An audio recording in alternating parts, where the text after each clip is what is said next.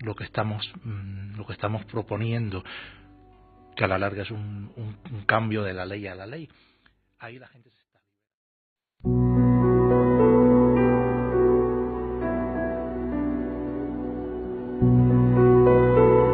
La página oficial Cuba Debate ha colgado una nota en la que informa de la muerte del disidente cubano Osvaldo Payá y... Los servicios secretos cubanos asesinaron a Osvaldo Payá. Un año después, Ángel Carromero cambia su versión sobre la muerte de Osvaldo Payá. Osvaldo Payá era uno de los más destacados líderes de la disidencia interna de Cuba. La carretera secundaria donde Osvaldo Payá y Harold Cepero se dejaron la vida a... Fue probablemente haya sido un asesinato, una conspiración o un accidente preparado por los servicios de espionaje aquí en Cuba. Ahora, como periodista, no lo puedo demostrar, ¿no? La última persona que habéis escuchado es Iván García Quintero, periodista cubano y ex trabajador de la televisión de la isla. Osvaldo Payá ha sido sin duda el principal líder de la oposición al castrismo. Fue el líder del Movimiento Cristiano Liberación y portavoz del famoso Proyecto Varela. Hace casi 5 años murió en un sospechoso accidente de coche. Hoy tenemos en Atrapado en el DeLorean a su hermano. Carlos Payá, un gusto saludarte. Hola, buenos días. Imagino que no es una situación agradable, ya que al fin y al cabo es tu hermano. Bueno, yo hablo en mi condición también de representante del Movimiento Cristiano Liberación en España. No solo es un tema familiar. Como yo hablo también, lo hablo en representación del grupo político que Osvaldo fundió y que dirigió hasta el momento en que fue asesinado.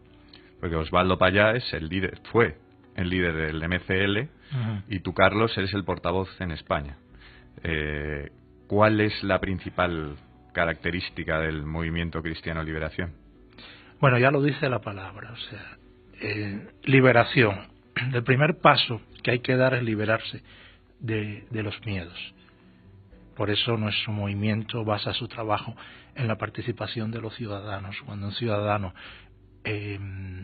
firma, por ejemplo, iniciativas como el Proyecto Varela, o se suma a la que estamos haciendo ahora, una petición de reforma de ley electoral, que incluso van a ver a los diputados para a cara descubierta plantear lo que estamos proponiendo, que a la larga es un cambio de la ley a la ley. Ahí la gente se está liberando. Nuestro movimiento no es un movimiento confesional, pero sí nos basamos en el mensaje liberador del Evangelio y en la doctrina social de la Iglesia, lo cual no significa que no esté abierto, y de hecho pertenece gente creyente, no creyente, de distintas confesiones, o sea, no es un tema propiamente religioso, pero sí que tenemos como base estos criterios que nos ha enseñado la Iglesia. Y Osvaldo, siendo el líder de este movimiento de oposición al castrismo, pacífico, muere, según el régimen, en un accidente de coche. ¿Cuál es la versión que sostiene el MCL y la familia? Bueno, todos los elementos que nosotros tenemos, tanto de testigos que estaban en el lugar de los hechos, como el propio Ángel Carromero, como otras informaciones, incluso informaciones iniciales que dio la propia policía, hablan de que había otro vehículo implicado. La reconstrucción que hemos podido hacer de los hechos es que Osvaldo estaba seguido, bueno, Osvaldo estaba permanentemente vigilado las 24 horas toda su vida. Le habían advertido de que lo iban a matar y él lo sabía. Pero en este caso el seguimiento era ya desde varios días antes. De hecho, el sábado anterior o esa misma madrugada, un bloguero o bloguera, porque por el nombre no distingo qué es, del régimen, decía: Osvaldo sale para Varadero a las 4 de la mañana. Es decir, que ya tenían información de ese viaje y fue seguido desde La Habana hasta el lugar donde supuestamente, porque también hay que ver si fue ese sitio o no, donde supuestamente sucedieron los hechos. Desde entonces estamos pidiendo una investigación internacional que aclare lo sucedido, porque ya digo, todos los testimonios que llegan hablan de que esto no fue una cosa fortuita, sino que fue provocada. Hay contradicciones, además, si no me equivoco, en la investigación. La investigación, por ejemplo, la el propio peritaje que se hizo de los hechos desde el punto de vista de tráfico. Cuando los abogados fueron a ver a especialistas, le dijeron que era imposible las pruebas que estaba presentando el régimen. En nuestra web, osvaldopaya.org, tenemos colgado una secuencia de fotos de la propia televisión cubana, donde es increíble porque aparece el coche al lado del árbol con parachoques, separado del árbol sin parachoques, luego en la carretera, es decir, movieron el coche para hacer las fotos, ni ellos mismos se lo creen. Incluso en los primeros momentos un capitán de la policía de Bayamo habló de que había otro vehículo implicado. Pero lo mejor para todo esto es que se apoye, como venimos demandando, una investigación independiente que aclare lo sucedido. ¿En qué momento nace la oposición en Cuba contra Castro? Bueno, mire, yo no soy un historiador, ni tampoco soy un experto. Puedo decir que antes de llegar Castro al poder ya tenía oposición. Quien primero acaba con toda la disidencia, incluso dentro de sus propias filas, fue el propio Castro, desde el principio de 1959. De hecho, mucha gente que se había sumado honestamente a derrocar a la anterior tiranía de Fulgencio Batista, luego fueron traicionados por el propio Castro. Y a partir de ahí comenzaron los fusilamientos, la represión, las deportaciones, siendo uno de los máximos exponentes de esta sanguinaria maquinaria el propio Che Guevara, que incluso él personalmente daba tiros de gracia y ordenaba las ejecuciones. Es decir, se puede decir que la oposición a Castro empezó el 1 de enero de 1959. Precisamente por la traición que él hizo de lo que se creyó que era una revolución para salir de una tiranía, no para entrar en otra. O sea que en cuanto llega al poder Fidel Castro, y si el proyecto Varela es la respuesta al régimen comunista, ¿cuál fue la respuesta de Castro al proyecto Varela? Vamos a ver, el proyecto Varela es una iniciativa que hacen los ciudadanos, que la propone Osvaldo Payá, el Movimiento Cristiano Liberación, pero cada firmante del proyecto Varela se apropia, por decirlo de alguna manera, de esa iniciativa, porque es una iniciativa ciudadana basada en la Constitución cubana, que uno de sus artículos permite que cuando se reúnan más de 10.000 firmas, se puede presentar una iniciativa legislativa, que en este caso pide, porque el proyecto Varela sigue vigente. De hecho, en marzo del año pasado entregamos las últimas 10.000 firmas, ya son 35.000, aunque con 10.000 ya era suficiente. Pide que se permita la libertad de expresión, la libertad de asociación, una amnistía para los presos políticos pacíficos y un referéndum para una nueva ley electoral, que es precisamente lo que ahora el Movimiento Cristiano Liberación, siguiendo este legado que nos dejó Osvaldo Payá y el proyecto Varela, desarrollando este apartado, estamos presentando la iniciativa Un Cubano, un Voto, que pide que las elecciones que se prevén sean para el año que viene, por decirlo de alguna manera, sean verdaderamente democráticas y participativas. Por eso se llama Un Cubano, un Voto. Es decir, para que desde la fase inicial las organizaciones satélites del régimen no cercenen la posibilidad de presentar candidaturas, porque eso es lo que hacen. También para que los cubanos que estamos fuera también podamos votar, para que los militares tengan derecho a voto, pero no a ser elegidos, porque ahora mismo gran parte de la Asamblea Nacional del Poder Popular Cubana está dirigida por militares, empezando por el propio general Castro, ¿no? Es decir, que el proyecto Varela continúa, está vigente. ¿Cuál fue la respuesta a la presentación de las primeras 11.000 firmas en el año 2002? Pues lo que luego se llamó la Primavera Negra de Cuba. Encarcelaron a muchísimas personas, muchísimos opositores, pero sobre todo a gestores del proyecto Varela, casi 42 gestores del proyecto Varela y más de 20 miembros del Movimiento Cristiano Liberación. Luego el régimen hizo su propia referéndum con 8 millones de firmas, te puedes imaginar cómo eran esas firmas obligatorias, donde decía que el socialismo es irrevocable. Sin embargo, sigue vigente el artículo que permite que con 10.000 firmas se pueda presentar una iniciativa ciudadana. Vamos a escuchar, si te parece, Carlos, a a Fidel Castro. Esta es su opinión sobre los boletos y las firmas que presentó el proyecto Varela y los miles de cubanos.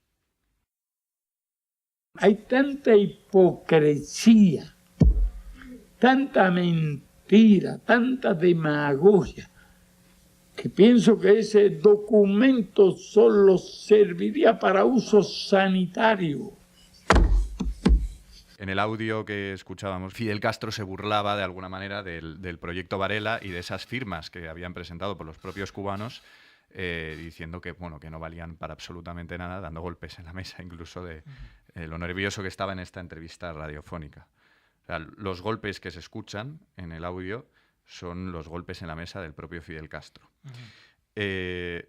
Muchos de los aliados de Castro, que hemos hablado antes ya de ello, acabaron renegando del régimen y fueron oprimidos, como por ejemplo Uber Matos, Camilo Cienfuegos, incluso Eloy Gutiérrez, que fue el único español, a pesar de ser republicano, que luchó en la revolución y después luchó contra Castro y cumplió más de 20 años de cárcel. ¿Qué le parece? Bueno, como yo decía antes, desde el primer momento él traicionó a sus propios, ¿no? Él había dicho que la revolución iba a ser verde como las palmas y que se iban a celebrar las elecciones, y luego estableció lo que en la filosofía marxista le llaman la dictadura del proletariado, que ha desembocado en una casta gobernante. De hecho, nos referimos nosotros al régimen cubano como junta económico-militar, que es lo que hay en Cuba, una mafia de generales millonarios que se han enriquecido a costa de la represión contra el pueblo, de la negación de derechos al pueblo, y ellos son los nuevos ricos. Participan en torneos de golf, tienen ganaderías, tienen caballos de raza, son dueños de las compañías. Es lo que Osvaldo Payá llamaba que se está produciendo un tránsito del comunismo salvaje al capitalismo salvaje, donde los ricos son cada vez más ricos y donde no hay derechos para el pueblo. Eso es lo que ha terminado. Por una parte, el comandante que ha terminado, como le llaman en Cuba, el comandante en polvo, y lo que ha quedado la revolución es, pues esto, la mafia gobernante, y los cubanos, la mayoría intentando salir de Cuba como sea. Sin embargo, todavía hay gente, cada cual con su estilo, porque la oposición cubana está multiplicada, no está dividida, pacíficamente la gente está haciendo cosas dentro de Cuba. Y ahora mismo se está reeditando esa primavera negra, que nunca ha cesado, porque las detenciones han sido constantes. Perdón. Pero ahora con el caso de Eduardo Cardet, que como bien sabéis acaba de ser condenado en un juicio farsa. Eduardo Cardet es el líder del Movimiento Cristiano de Liberación, que es él tiene el cargo que tenía antes Osvaldo Payá, que es el de Coordinador Nacional del Movimiento Cristiano de Liberación. Nosotros estamos estructurados como un movimiento único dentro y fuera de Cuba. Pues precisamente para parar la acción del Movimiento Cristiano de Liberación, el régimen está deteniendo, golpeando, amenazando y en este caso encarcelando a Eduardo Cardet bajo un falso delito común. Es decir, que la respuesta del régimen al proyecto Varela, la traición del régimen a su propio pueblo, continúa todavía a través de la represión y la negación de los derechos a los ciudadanos. Y no solo eso, sino que además no solo se callan las voces en contra del castrismo, sino que la política de opresión llega incluso más lejos. Como por ejemplo los casos de Elia Betancourt o Maida González, que son respectivamente la madre de Eduardo Díaz Betancourt y Arnaldo Ochoa, que Eduardo, si no me equivoco, fue condenado a muchos años de cárcel y Arnaldo Ochoa fusilado. Y después de eso, además, el régimen de Castro llega a sobornar a las familias e incluso reeducar a los hijos de los condenados para, de alguna manera, enseñarles, ¿no?, si no me equivoco, que lo que ha hecho el régimen está bien y, en cambio, lo que ha hecho su padre o su hijo o marido, en este caso, está bien. No sé si nos puedes contar más sobre esto. ¿Qué hace el régimen de Castro con los familiares de los oprimidos? Bueno, es que los familiares de los oprimidos en Cuba son todos los cubanos. O sea, el régimen adoctrina, el régimen somete a las familias y a los presos. a las familias en general y a la familia de los presos también, pero forma parte de ese conglomerado de apropiación del derecho de la enseñanza a los hijos, sacándolos del entorno familiar. Eso me lo hacían a mí, se lo hacen desde niños sistemáticamente. Es decir, que ya no es solo un tema de reeducación solo de los familiares de los presos o de los condenados, sino que esto es una estrategia generalizada. Incluso en Cuba ha llegado a haber pueblos cautivos, una especie de campos de concentración, donde el régimen sacaba en masa a los habitantes de la zona central de la isla en los años 60, en la zona del Escambray, donde hubo un alzamiento violento contra el régimen, ¿no? Y los sacaba a otras partes de la isla y vivían en lo que llamaban pueblos cautivos. Lo que pasa es que ha habido tanto silencio con el tema de Cuba, que luego la gente se va a sorprender de lo que venimos, no nosotros, sino antes que nosotros. Nosotros no hemos inventado la oposición. La oposición ha tenido sus diversas vías de actuación. Nosotros hemos llegado en un momento determinado, pero no hemos descubierto el Mediterráneo ni el agua tibia, ¿no?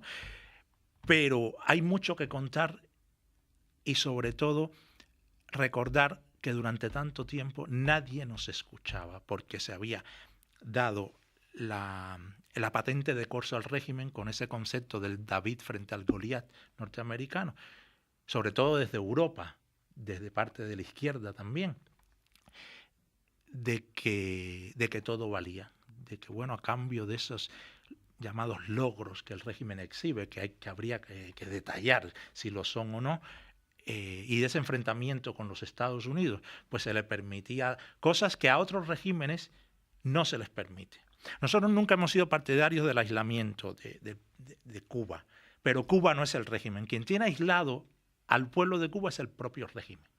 Que es el que impide. El que impide. Entonces, en ese sentido, lo que hay que recordar es que durante tanto tiempo nadie nos ha querido escuchar. Por eso yo agradezco que hoy nos des esta oportunidad de poder contar lo que, en este caso, yo como representante del Movimiento Cristiano Liberación, doy esta perspectiva. Habrá otras. Precisamente queremos que este programa se haga en La Habana. Ojalá se pudiera hacer este programa en La Habana. Hablabas de logros del régimen que se atribuyen. Sí. Castro, desde prácticamente los primeros años, tiene más de un centenar de títulos, como por ejemplo, primer encestador de básquetbol, primer cortador de caña de azúcar, primer consejero de todas las amas de casa cubanas. Y bueno, además también ha ejercido de juez durante su gobierno, si no me equivoco. Bueno, vamos a ver, los jueces en Cuba mandan los generales. En Cuba mandaba Castro I, ahora manda Castro, Little Castro, ¿no? Raúl. El Raulito. En Cuba los jueces, o sea, en este caso, por ejemplo, Eduardo ya estaba condenado antes de ser detenido. Ya le tenían preparado lo que le iban a hacer. O sea, en Cuba no hay separación de poderes.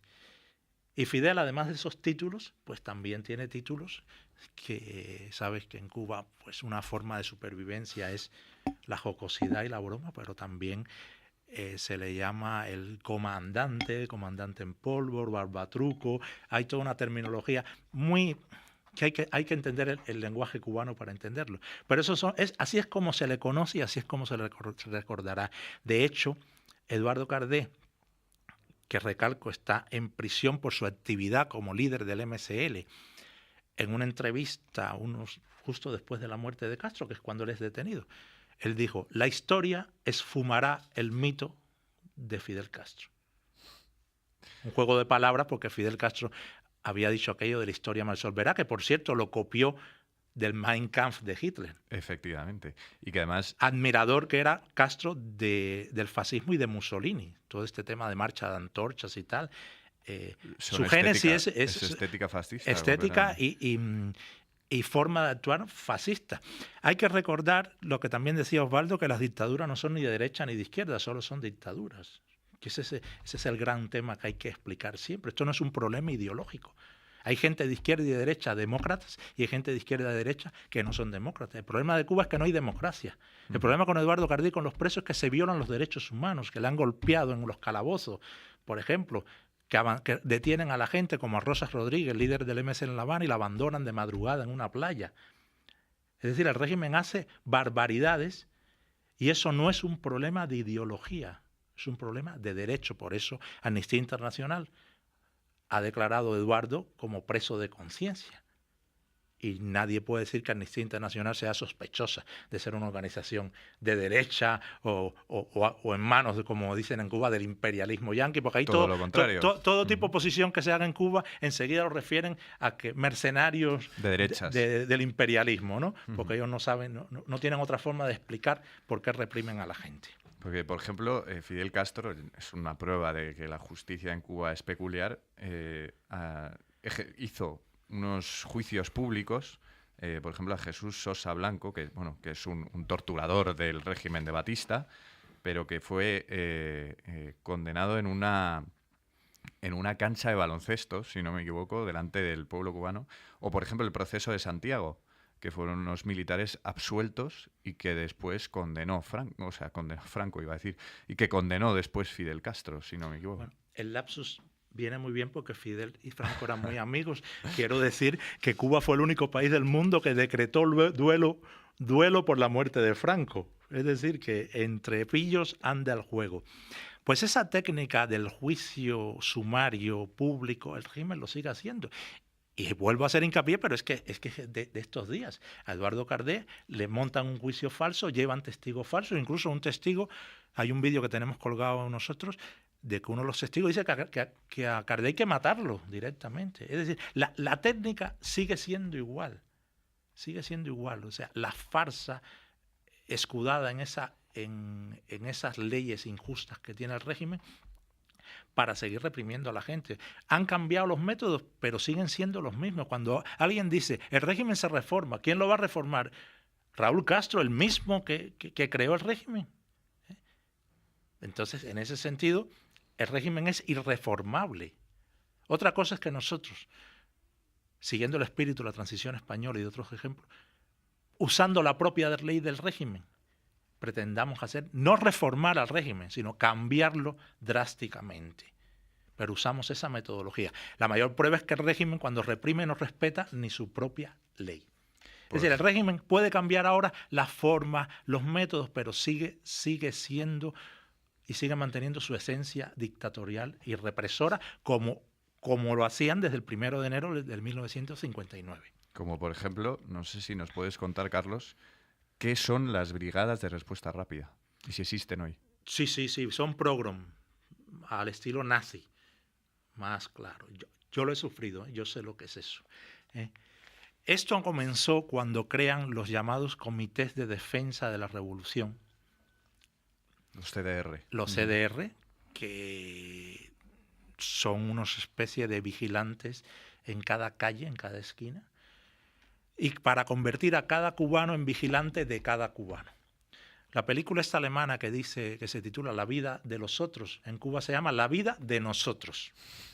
Cada cubano está obligado, bueno, el que se deja, a vigilar y a ser vigilado.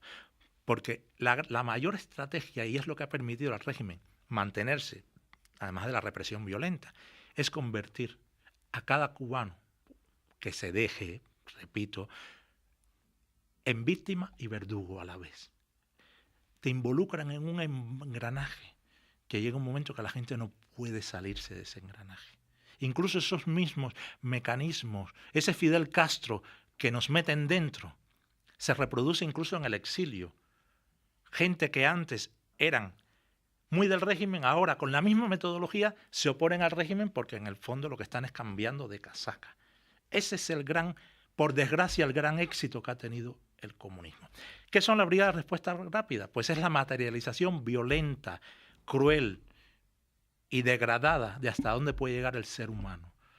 Consiste en que el régimen se escuda en lo que ellos llaman el pueblo para reprimir a la gente que protesta, a la gente que quiere salir de Cuba. Uno de los momentos álgidos, bueno, todos los momentos han sido álgidos. Yo puedo narrar, por ejemplo, cuando yo era un bebé, cómo gritaban frente a mi casa a mi padre, que era un modesto empresario, paredón, o sea, lo iban a matar porque era empresario, ya por eso solo. Estoy hablando en 1962. Y a eso se apuntaba mucha gente por odio, por envidia, porque es la explotación de las bajas pasiones. La Brigada de Respuesta Rápida es utilizar a personal supuestamente civil para que reprima, para que agreda, golpee y si hace falta mate a quien el régimen designe que tiene que ser en ese momento, a quien le pongan el sello de gusano. Ya solo el propio término gusano ya implica, cuando tú le mencionas a alguien que es un gusano, pues un gusano es algo que hay que aplastar, ¿no? Por eso el régimen está reaccionando ahora con tanta vehemencia y tanta ensañamiento contra Eduardo Cardé. Y lo diré y lo repetiré porque es un ejemplo actual. Precisamente porque esos que ellos llaman gusanos, miembros del Movimiento Cristiano Liberación, van a ver a los diputados para de tú a tú decirles, mira, legalmente le proponemos un cambio en la ley y el régimen no puede tolerar eso. ¿Cuál es la respuesta? Las brigadas de respuesta rápida. Progrom al más estilo nazi comunista, porque el nazismo, el comunismo y el fascismo son la misma bazofia. Bueno, hemos hablado de la política interna cubana, pero enseguida, tras la revolución, se produce uno de los hechos más trascendentes, y es que Cuba le declara la guerra políticamente a Estados Unidos y se alía con la URSS. Vamos a escuchar un corte de Kennedy y Fidel Castro. Within the past week, unmistakable evidence has established the fact that a series of offensive missile sites on the island of Cuba. Somos partidarios de una política de paz y que no haya tropas ni personal militar de ningún país en el territorio de otro país. Bueno, luego se demostró que no estaba tan en contra, que de hecho la URSS puso misiles nucleares en la isla y de repente Cuba estuvo en medio de lo que podría haber sido el apocalipsis. ¿Le gustaba a Fidel este protagonismo? No, es que Fidel pudo haber llegado a causar el apocalipsis. El loco degenerado este fue el que en 1962, yo acababa de nacer por esos días, casi provoca un holocausto nuclear, todo por defender sus intereses de permanencia en el poder. Pero, y lo decimos muchas veces, el problema de Cuba no es el conflicto entre el régimen cubano y las administraciones norteamericanas. El problema de Cuba no es que exista o que deje de existir el embargo, o bloqueo no, porque Cuba no estaba bloqueada, eso es una falacia. El problema de Cuba no es que haya relaciones con Estados Unidos o que no existan. Cuando se habla de normalización ahora de las relaciones, vino por la administración Obama, nos preguntan ¿y cuándo va el régimen normalizar las relaciones con el pueblo? Es decir, lo decía así Osvaldo con esta palabra, hay que desamericanizar el asunto cubano. Ni es la causa, ni es la solución a nuestros problemas. Ni la solución va a venir de fuera, ni la solución va a venir de Europa, ni de una administración norteamericana que a la larga están defendiendo sus intereses. El embargo tiene como origen que Cuba no indemnizó a unas compañías norteamericanas, pero no está motivado precisamente por la defensa de los derechos humanos. Por eso, ni es el problema, ni va a ser la solución que haya. Ahora que se está consiguiendo que además de turistas europeos, pues vayan turistas americanos. Parece que no tantos como se preveía, ¿no? Y esa va a ser la solución. La solución es que los cubanos no tienen ni el derecho a ganarse decentemente la vida. Por eso aquello no prospera. Porque el régimen cubano, como buenos comunistas que son, hay un chiste que por ahí circula que dice, si usted pone un comunista a cargo del desierto del Sáhara, a los 6 meses hay escasez de arena. Porque lo único que son eficaces estos degenerados es en reprimir, en espiar y en matar y encarcelar. En lo demás son profundamente ineficaces. Entonces, este audio que acabas de poner, refiriéndote a la época a los años 60, pues hay que valorarlo ya como un tema histórico y muy importante, pero lo importante es la historia de hoy, que aquello no ha cambiado, a pesar de la mano tendida que le dio la administración Obama, a pesar de que la Unión Europea quiere firmar un tratado comercial con Cuba. ¿Cuál es la respuesta? Encarcelando y reprimiendo a los disidentes. Es decir, el régimen no entiende de manos tendidas. Vamos a avanzar un poco en el tiempo para irnos a 1989, que aparte del juicio y fusilamiento de Arnaldo Ochoa, Gorbachov visita Cuba. No sé si nos puedes contar algo de esa visita. Bueno, yo llegué a España al año 86, no estaba ahí. Entonces, Puedo hablar por Cuba. lo que he oído, ¿no? Uh-huh. Quiero aclarar que yo salí de Cuba, estaba a punto de terminar mis estudios de arquitectura y la seguridad del Estado me expulsó de la universidad literalmente, ¿no? Por tanto hice mi carrera después aquí. Pero luego se habló de este tema de la perestroika, del cambio, pero ahí la mayor consecuencia de esto fue que la Unión Soviética deja de subvencionar de una manera tan estrepitosa, por decirlo de una manera, al régimen cubano, que a cambio de que Cuba enviara soldados a morir o a matar en África, más de 200.000 soldados. Se habla mucho, por ejemplo, de los veteranos de Vietnam. Hay que ver cómo están esos veteranos de las guerras de Angola, de Etiopía, de África, abandonados, gente enferma de los nervios, porque los mandaron como carne de cañón para defender intereses coloniales de la Unión Soviética. De ahí vino el famoso periodo especial, cuando la Unión Soviética deja de subvencionar y Cuba se echa en manos de Venezuela. Ellos siempre están buscando un salvador externo, porque como su economía es ineficaz, la economía, la de sus familias no, pero la economía cubana es ineficaz, pues ahora se echa en manos de Venezuela, ¿no? Que también parece que el tema se les está acabando. Entonces, sí que hubo alguna esperanza, pero el régimen se encargó inmediatamente de cercenar cualquier atisbo de esperanza de cambio, incluso dentro de sus propias filas, cada vez que desde fuera, que hay una manía permanentemente con señalar sucesores presidenciables, tanto en el régimen como en la oposición, cada vez que desde fuera dice, este va a ser el delfín, se hablaba de Robaina, Pérez Roque, Laje, ahora hablan de Díaz-Canel. El régimen no tiene delfines, eso es una dinastía familiar que va a seguir mandando y robando mientras se le deje, mientras pueda hacerlo. Entonces, decía que cualquier indicio de leve reforma, el régimen luego lo va a cercenar inmediatamente cuando no sirva a sus intereses. Fue gracioso además porque Gorbachov el viaje a Cuba lo destina como para contarle al pueblo cubano que la Unión Soviética se reformaba. Y esto como que a Fidel Castro le sorprendió e incluso le decepcionó. Dicen que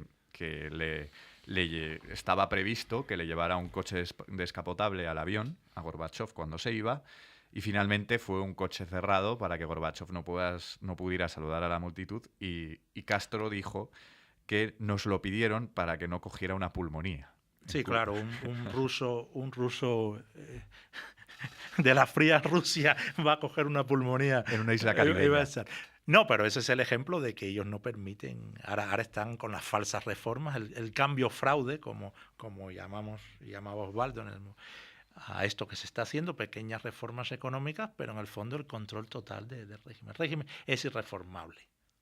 Bueno, y finalmente en 1991 se disuelve la Unión Soviética, el principal aliado de Cuba, como ya nos contabas, y entonces ¿qué? ¿Qué pasa? ¿Qué pasa con el periodo especial? ¿Qué pasa con la alianza con Venezuela? Bueno, el periodo especial es una agudización del periodo especial que comenzó en 1959.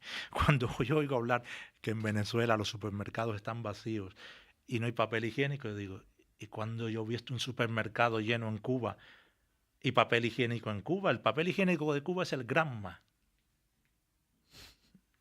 Así de claro, la gente lo compra para utilizarlo directamente.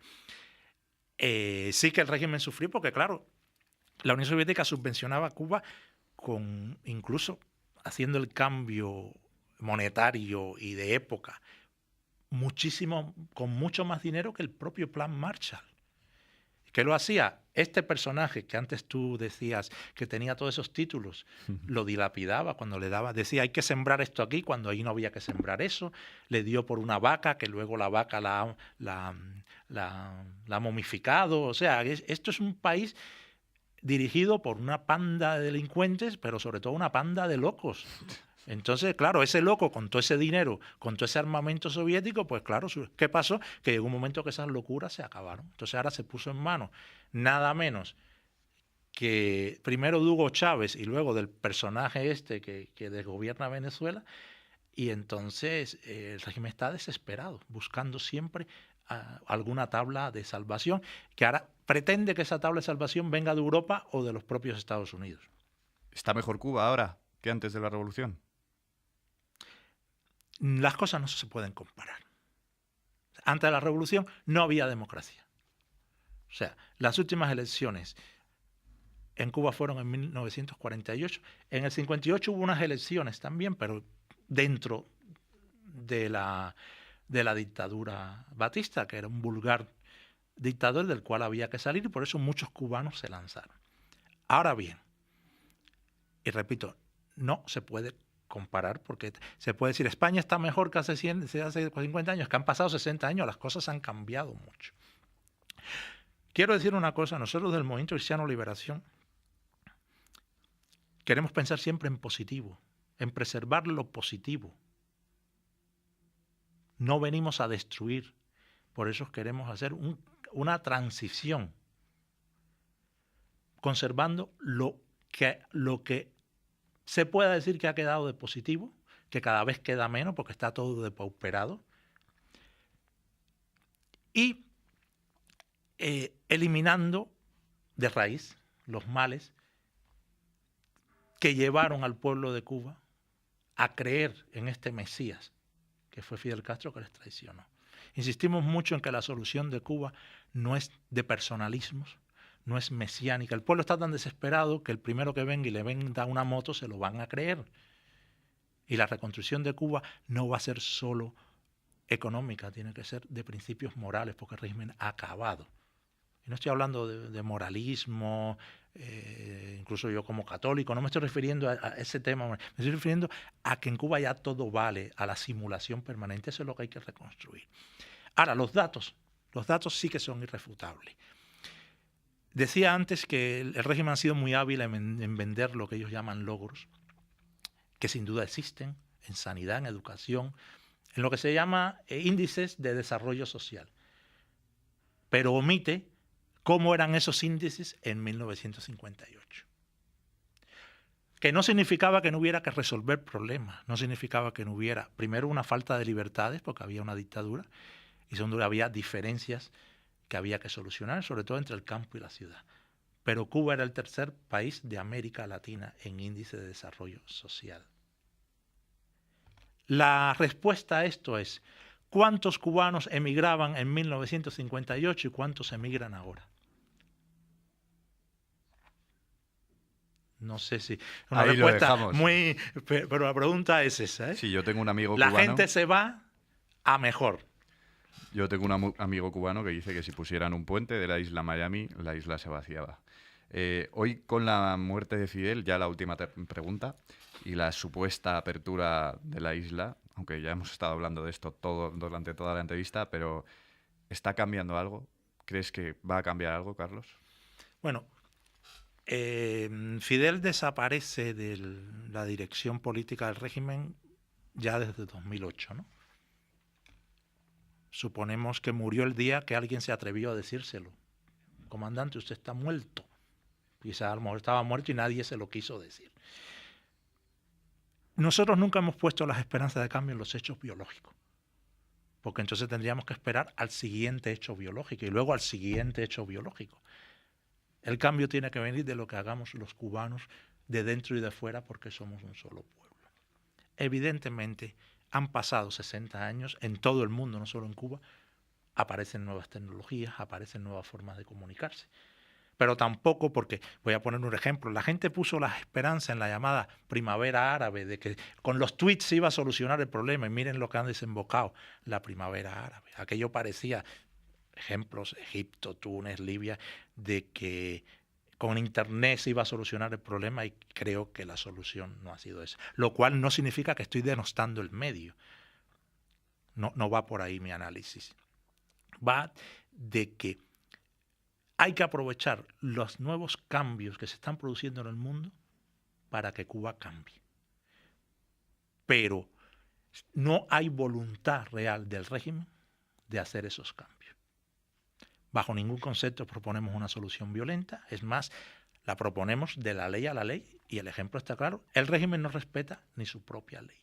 Se están permitiendo pequeños indicios comerciales, lo que se llaman los cuentapropistas y tal, pero en el fondo no, o sea, las libertades económicas no traen de por sí las libertades políticas. Otro ejemplo, China, la propia ex Unión Soviética, que ha conseguido que la mafia del KGB, la mafia del Partido Comunista, son los nuevos millonarios con unas diferencias sociales. Alguien puede decir, ¿están mejor ahora que antes? Aparentemente, pero no se puede magnificar que la economía o el cambio económico suplante el verdadero cambio que tiene que ser el cambio en los derechos. Decía Osvaldo Payá, los cubanos son tan pobres que no tienen ni el derecho a decir que son pobres.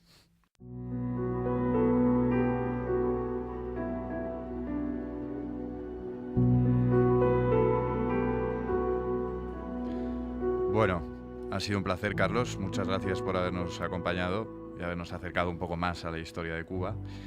Carlos Payá, portavoz del Movimiento Cristiano Liberación en España. Muchas gracias, Carlos, y si te parece, nos despedimos con un fragmento del discurso en el Parlamento Europeo de tu hermano, de Osvaldo Payá. Muchas gracias, Carlos. Muchas gracias a vosotros. Los derechos no tienen color político, ni de raza, ni de cultura. Tampoco las dictaduras tienen color político. No son de derecha ni de izquierda. Son solo dictaduras.